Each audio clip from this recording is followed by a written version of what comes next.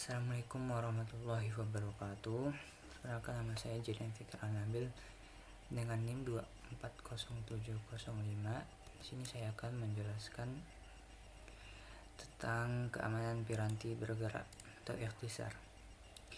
Sekarang perangkat mobile yaitu smartphone atau tablet kini mengakses data perusahaan, cloud dan sistem internal membutuhkan pemahaman metode koneksi, manajemen perangkat atau MDM serta MMM, kebijakan penggunaan serta praktik keamanan untuk mencegah kebocoran dan serangan. Jadi pada saat ini perusahaan pun berada di dalam saku kita masing-masing. Smartphone dan tablet tidak lagi cuma dipakai untuk berkirim pesan, tapi sudah jadi pintu masuk utama ke data sensitif perusahaan, sistem cloud, dan database internal. Masalahnya, begitu perangkat ini keluar dari gedung, perimeter keamanan tradisional kita runtuh. Di sana pentingnya kita memahami bagaimana mengamankan metode koneksi, manajemen perangkat, dan kebijakan penggunaan perangkat mobile. Di sini ada 12 metode koneksi utama ringkasan. Yang pertama ada NFC. NFC ini bekerja instan tanpa pairing untuk pembayaran digital. Sertanya praktis tapi rawan relay attack atau serangan estafet jika tidak diamankan atau dienkripsi. NFC ini berjarak sekitar 10 cm sampai atau 13,56 MHz dengan mode itu kartu. Nah, tentang risikonya itu device dropping atau relay attack tadi. Yang kedua ada Satcom. Di Satcom ini adalah satelit komunikasi yang berada di area terpencil serta jaringan selulernya yaitu 3G, 4G, 5G sebagai tulang punggung utama.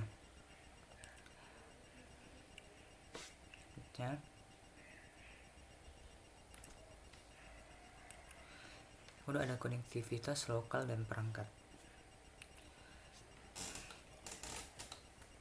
Yang pertama ada WiFi. WiFi ini menggunakan protokol WPA 3 dan jangan pernah mengakses data perusahaan lewat WiFi publik tanpa VPN karena rawan yang namanya evil twin atau hotspot palsu yang menyerupai WiFi resmi. Yang kedua ada Bluetooth. Jika Bluetooth ini dimatikan ketika tidak dipakai karena ada ancaman blue sniffing atau pencurian data tanpa izin. Yang terakhir itu infrared dan USB.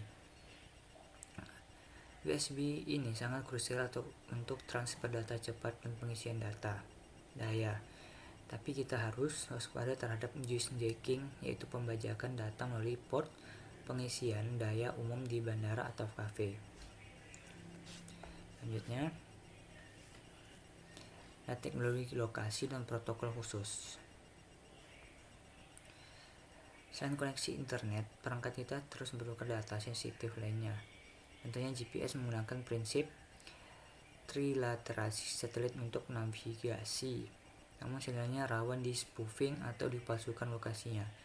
Ada juga ANT yang sangat hemat daya untuk sensor kehatan dan RFID untuk pelacakan logistik atau kartu akses yang rawan di cloning.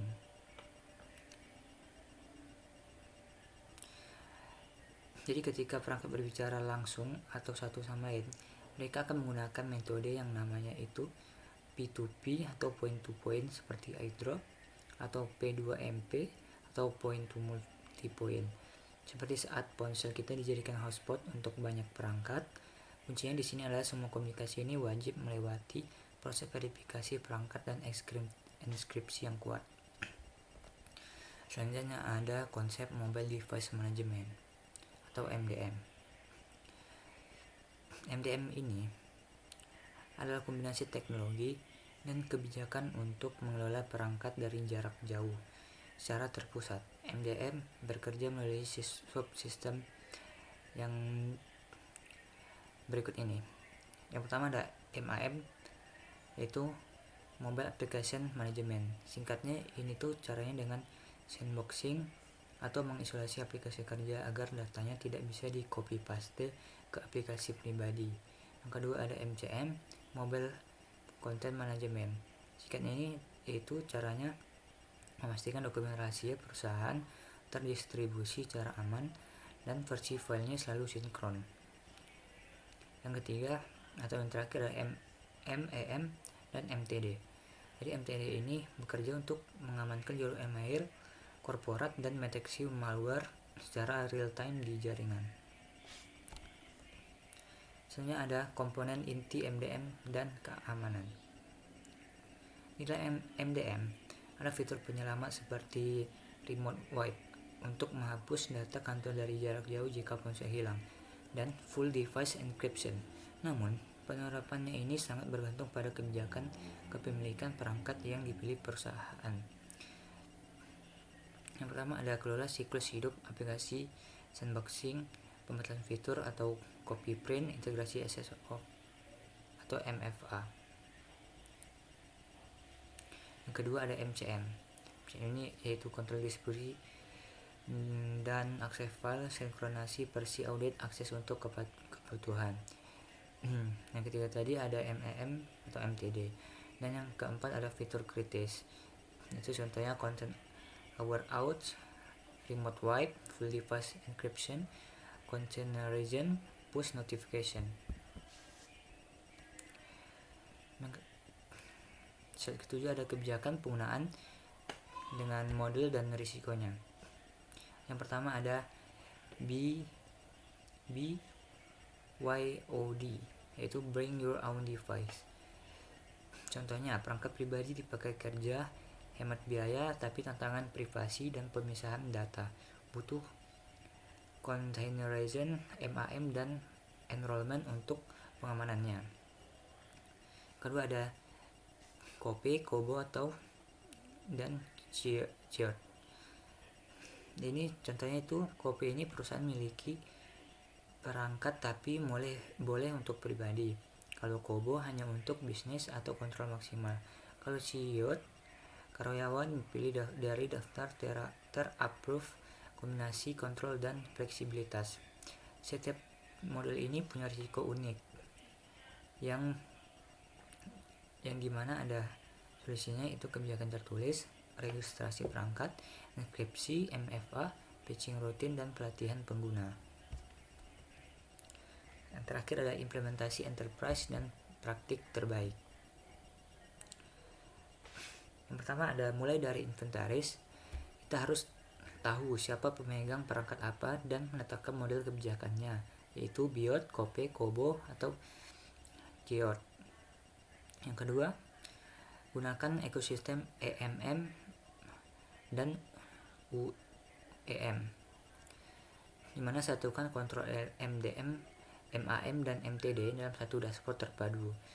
Yang ketiga, coba lakukan pilot project, itu dengan menguji coba, menerapkan kebijakan ketat ke seluruh perusahaan, uji coba dulu ke tim kecil, otomatisasi sistem patchingnya, baru luruskan secara massal.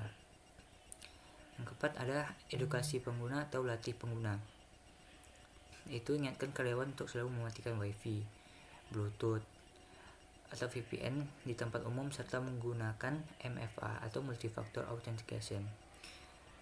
Jadi kesimpulannya, teknologi secanggih apapun tidak akan mempan tanpa adanya budaya kesadaran keamanan yang berkelanjutan dari pengguna itu sendiri. Jadi itu saja yang dapat saya sampaikan. Assalamualaikum warahmatullahi wabarakatuh.